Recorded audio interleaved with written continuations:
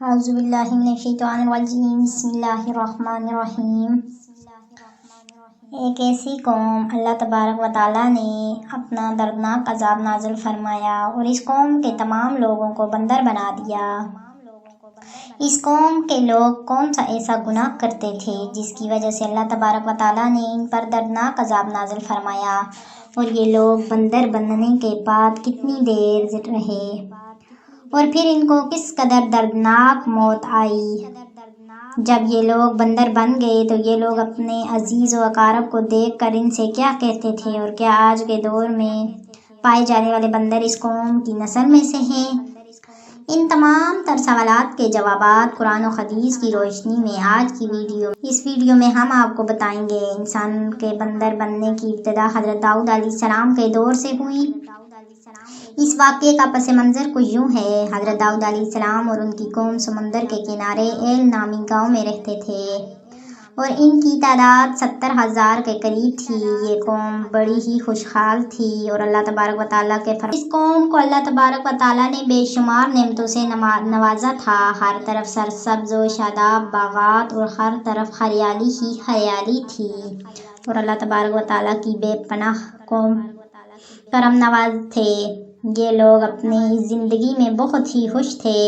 حضرت داؤد علیہ السلام کی قوم چونکہ سمندر کے کنارے رہتی تھی تو اللہ تبارک و تعالیٰ کا ان پر یہ خاص کرم تھا کہ سمندر کے اس کنارے پر بے پناہ مچھلیاں آتی تھیں جن کا یہ لوگ کاروبار کرتے تھے اور بہت ہی خوشحالی والی زندگی گزارتے تھے۔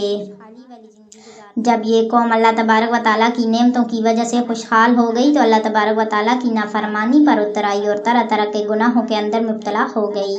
اور پھر ایک دن اللہ تبارک و تعالیٰ نے اس قوم کا امتحان لینے کا ارادہ کیا اور حضرت داؤد علیہ السلام کو وحی بھیجی کہ اپنی قوم سے کہہ دیں کہ وہ ہفتے والے دن کا شکار کرنا بند کر دیں۔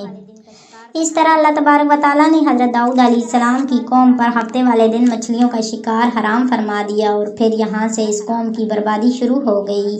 حضرت داؤد علیہ السلام نے اپنی قوم کو بتایا کہ اللہ تبارک و تعالیٰ نے ہفتے والے دن مچھلیوں کے شکار کو حرام قرار دیا ہے، تو وہ لوگ بہت ہی زیادہ پریشان ہو گئے اور ساری قوم سر جوڑ کر بیٹھ گئی، کیونکہ ہفتے کا دن ہی وہ دن تھا جس میں مچھلیاں وافر مقدار میں آتی تھی اور خود بخود کنارے پر آ جاتی تھی۔ باقی دن ایسے تھے کہ جب بہت کم اور نہ ہونے کے برابر مچھلیاں پکڑی جاتی تھی۔ اس قوم کا گزر بسر چونکہ مچھلیوں کے شکار پر تھا، اس وجہ سے اللہ تبارک و تعالیٰ کا یہ حکم سن کر یہ قوم پریشان ہو گئی اور یہ نہیں جانتے تھے کہ اللہ تبارک و تعالیٰ۔ پھر ایک دن شیطان نے ان کو وسوسہ ڈالا کہ سمندر سے نالیاں نکال کر خشکی میں بڑے بڑے حوض بنا لیں۔ جب ہفتے والے دن مچھلیاں آئیں گی تو وہ نالیوں سے ہو کر ان بڑے بڑے حوضوں میں آ جائیں گی، اور اس طرح پھر ان نالیوں کا منہ بند کر دیا جائے گا اور پھر اگلے دن یعنی اتوار والے دن ان کو پکڑ لیا جائے گا۔ شیطان نے اس قوم کے لوگوں کو ورغلایا کہ اس طرح ہم ہفتے والے دن شکار سے بھی بچ جائیں گے اور مچھلیاں بھی ہاتھ آ جائیں گی۔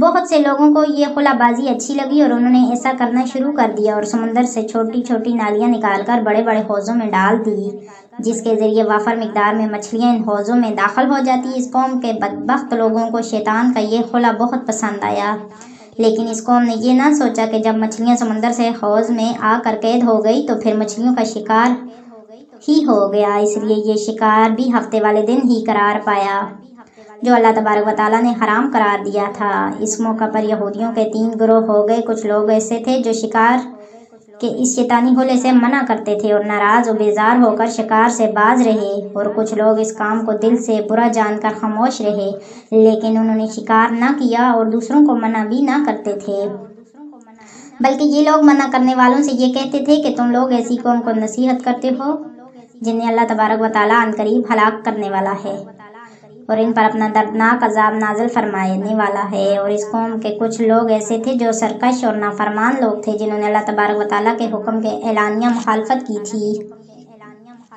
اور شیطان کے حیلے بازی کو مان کر ہفتے والے دن شکار کرنے لگے۔ یہ لوگ اللہ تبارک و تعالیٰ کے حکم کی مخالفت کرتے تھے اور ہفتے والے دن مچھلیوں کا شکار کر کے کھایا کرتے اور بیچا کرتے۔ حضرت داؤد علیہ السلام کی قوم کے 1200 ایسے نافرمان افراد تھے جو منع کرنے کے باوجود بھی ہفتے کو ان نالیوں کے ذریعے شکار کرتے تھے۔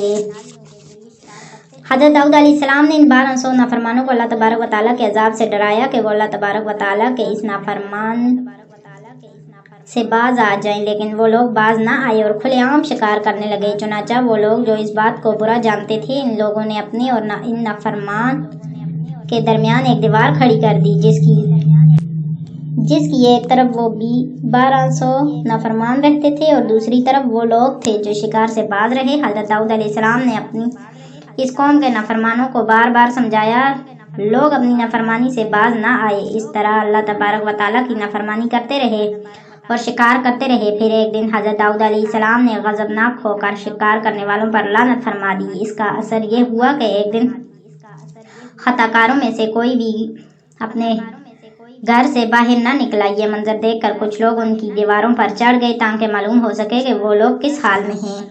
जब इन लोगों ने इन नाफरमानों को देखा तो सब के सब पत्थर की सूरत में मस्ख हो चुके थे। अल्लाह तबारक व तआला ने इन नाफरमानी की वजह से इन पर अपना दर्दनाक अज़ाब नाज़िल फरमाया और इनको इंसानों से बंदर बना दिया। जब लोग इन मुजरमों का दरवाज़ा खोलकर इनके घर में दाखिल हुए तो वो बंदर अपने रिश्तेदारों को पहचानते थे और इनके पास आकर इनके कपड़ों को सूंघते थे और ज़ारों के तार रोते थे, लेकिन वो कुछ बोल ना सकते थे। अल्लाह तबारक व तआला के इन नाफरमान बंदर बन जाने वाले लोगों की तादाद 12,000 थी। इन 12,000 लोगों ने अल्लाह तबारक व तआला की नाफरमानी की और अल्लाह तबारक व तआला ने इनको बंदर बना दिया।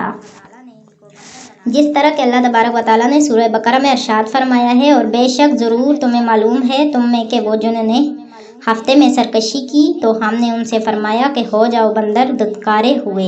इस तरह हज़रत दाऊद अलैहिस्सलाम की कौम के 12,000 नाफरमान बंदर बन गए।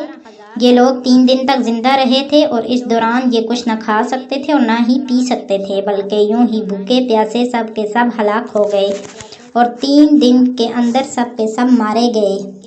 और वो लोग जो इन नाफरमानों को अल्लाह तबारक व तआला के इस नाफरमानी से मना करते थे, अल्लाह तबारक व तआला ने उनको इस अज़ाब से सलामत रखा। और वो लोग जो इस शिकार को पूरा जानकर खामोश रहते थे, अल्लाह तबारक व तआला ने उनको भी इस अज़ाब से सलामत रखा।